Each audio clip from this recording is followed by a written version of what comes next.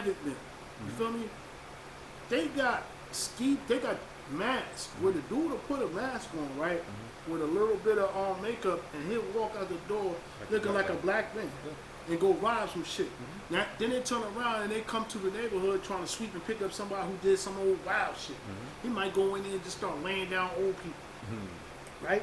And so when they come around, they feeling the way, you know, this black people, man, these men, they fucking animals, super predators, right? But it was a white man who did it. They've been using blackface and trying to imitate. Right, but the whole point of that was to go ahead and have them come back at us. Because see what I'm saying? Distraction. That's the misdirection. Right.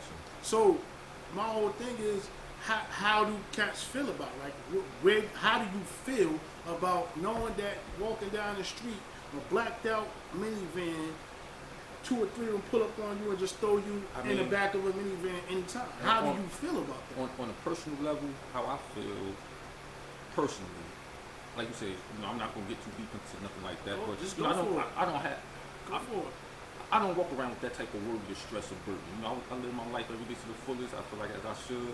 Any problems that I encountered, you know, I deal with those situations and encounters on a specific level. So I'm not worried about no man pulling up on me. You know what I'm saying? Pull up. You know what I'm saying? But on a universal scale of how it's affecting the community, how it's affecting our people, that's where it touches me more at.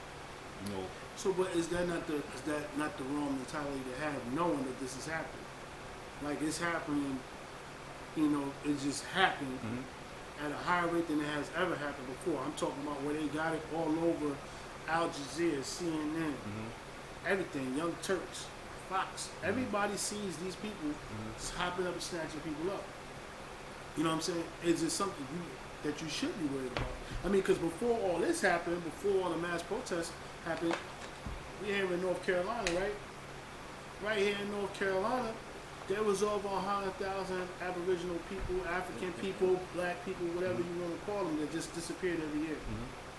And I think that's why, again, it comes down to the person because, you know, as you know, like I said, 2020 is just it's a crazy time right now, and the times that we live in, it requires you. You're going around it. It's a very concise question. That's what I'm saying.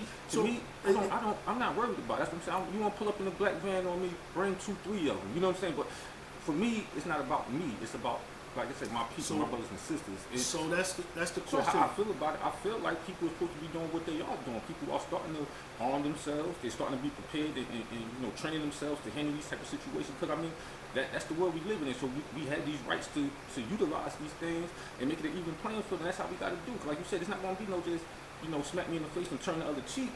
You know, like by any means necessary. And like the time is now. It's evolution and revolution, man. It's, you know. So let me ask you this. You ever listen to what's an old white guy named Jordan Maxwell? Very heavy dude.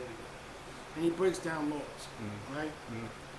And how you live in a corporation called America, right? That you treat as a country, and they make up these corporate laws, right? And they enforce them on you as like property and things of that nature. With actual laws, it's like maritime law, you know, and so on and so on. So with that being said, even in their corporate system, the Supreme Court already rules you have to defend yourself. The police are not here for your protection. They're here to protect property. Like he said, he sent those people out there because they were tearing up federal property, right? So when it comes to your physical health, you're supposed to protect yourself, right? Everybody should be protecting each other. So what I'm saying is, and I guess I probably didn't, I wasn't very clear about the way I was asking. My point is, yes, I'm alone. Because I got people all over the country. You understand what I'm saying? Like, these are my people.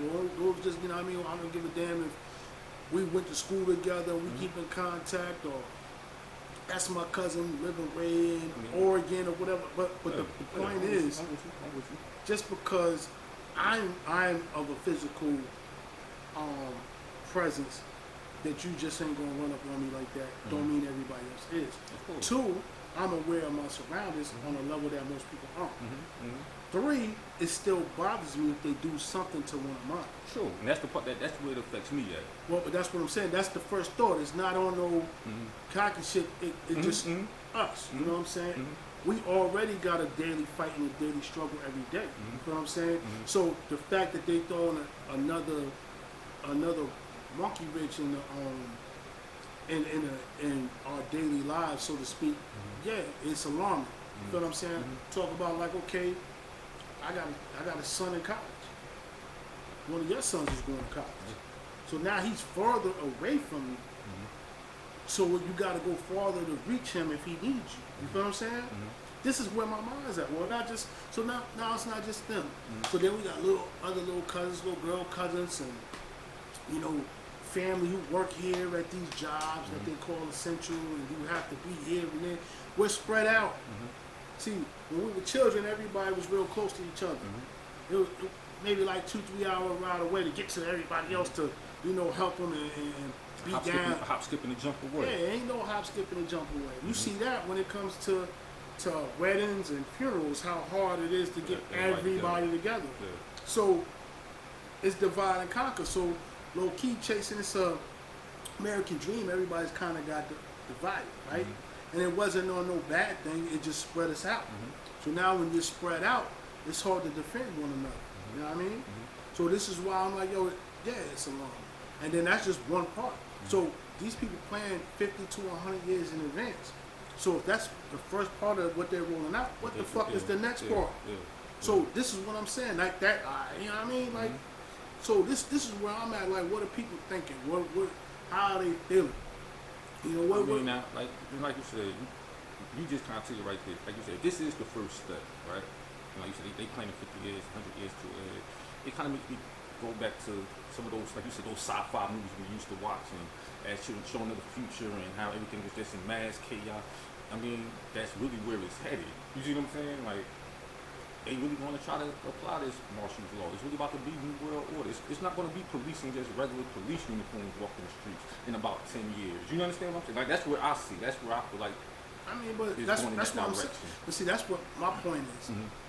If that's what you know they want, how the hell do you become complicit enough to allow that to happen? You can, but at the same time, how do you stop them?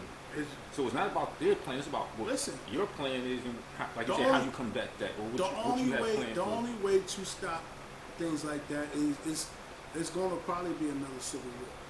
Pretty much. You see what I'm saying? It's gonna be, I do believe the next major war is going to be right here within the United States. Well, see, the problem is his own citizens. The problem is, I could already see what's going on outside of that, because the other countries, you know what I'm saying, they're wanting to pick the side of the government, right? So they come in and quell a rebellion, and then say now America's indebted to them.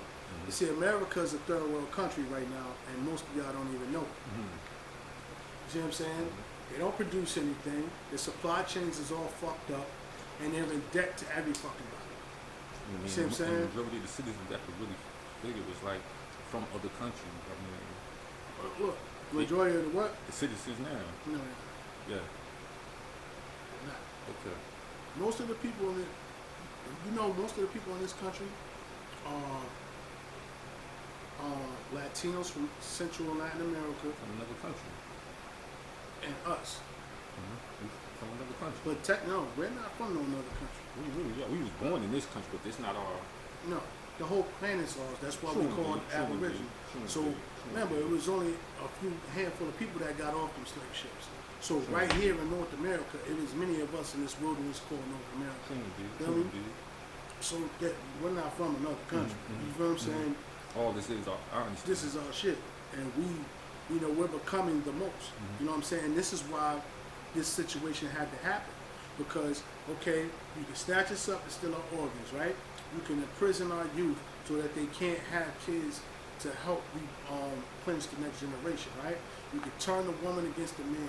You can turn the man into an effeminate version of the man, right? To slow down our reproduction, but we're still out reproducing. You're at a -2 birth rate, yo. What kind of population control? I mean, like you said, it's so many factors that play into you. You missing what I'm saying to you, bro? No, because they're at a -2. I understand what you're saying. They have fertility clinics. I understand what you're saying. There's still, for every one Caucasian born, they're minors too. Mm-hmm. You feel what I'm saying? Like they're not replacing themselves fast enough, and that's just not here. That's worldwide. So now they got to start some type of war to kill us off. That's But what you white can't. supremacy is about. They're trying to stay to keep their Right. racial alive. Well, they fading out. Yeah. You feel what I'm saying? And that's, you know what I'm saying? That's the And I guess so at that's the the same end time, of. But they that's try in to the make us Bible. to try to make us extinct at the They same can't time. make That's their plan. they can't make us extinct. But they could try. They would. That's counterproductive. Still genocide, Listen, mass but you numbers. miss what I'm saying. You cannot make us extinct. No, at all. No, hear what I'm saying. We are the original people, right? We cease to exist. People cease to exist. You know what I'm saying? Just because everybody has to intermarry with us at one point in time and keep that bloodline going. That's why the Royal Windsors, when they had to go get Megan Raglan, had to go get her to strengthen back up that bloodline. You feel what I'm saying? So with that being said, yeah, they need this. They need a reason to come and purge. They were showing you in all those purge movies. They need a reason to come and try to wipe some of us out and try to even out the numbers. Remember, everybody's looking at Bill Gates like he's some fucking medical doctor. All he's doing is going over in Africa trying to figure out a way to make niggas sterile. Right? So you got Planned Parenthood in our neighborhood. You got fertility clinics in their neighborhood. We're still +2. They're -2. Right? Now, my brown brothers and sisters, they get attacked, but they don't get attacked as much as us. So they at like +3, +5. Right? So imagine the rest of us that ain't weak in the mind, not sick being in the physically mind. attacked, or not being economically or No. socially attacked. 'Cause They're being physically attacked and they get socially labeled, but at the same time, they have something they weren't concentrating on the way we were. yeah. So there's nobody making sure that they get stripped of their heritage and their language and their belief system, right? When they come in between us, they make sure that we don't deal with one another. They make sure that we already naturally got that mistrust in one another. That we'd rather run to them before we run to each other and deal with each other. So with that being said, it makes it hard to rebuild an economic base. See, the foreigners, every foreigner you look at has an economic base when they get here. They start with their own group. I don't care if it's the Mongolians. I don't care which Latin American country they come from. I don't care if it's the Nigerians. Everybody has one. We don't have one because we're taught to mistrust each other. First thing they said, all that money Farrakhan raised with the Millionaire March, what did he do with it? I heard what he did with it. I mean, at least I have an idea what he did with some of it. He started those farms out there where they grow their own food because they understood that we have to control our own food and supply chain. The average person like us, that look like us don't understand that. They just think they're gonna walk across the street and just buy food all the time. So what happens when they shut down the grocery stores? See, I watch what go on in other countries, you know what I'm saying? Because America, she'll test out things in another country before she bring it home and try it on us. Remember when they had that problem with Hugo Chavez in Venezuela? Yeah. Before they got him up out of there, they had to send the CIA over there and start the rebellion like they did with the Arab Spring, right? To get Muammar Gaddafi out, right? So now the people, they protesting, they going against them and shit like that. And now it's they want a revolution, right? And so what ended up happening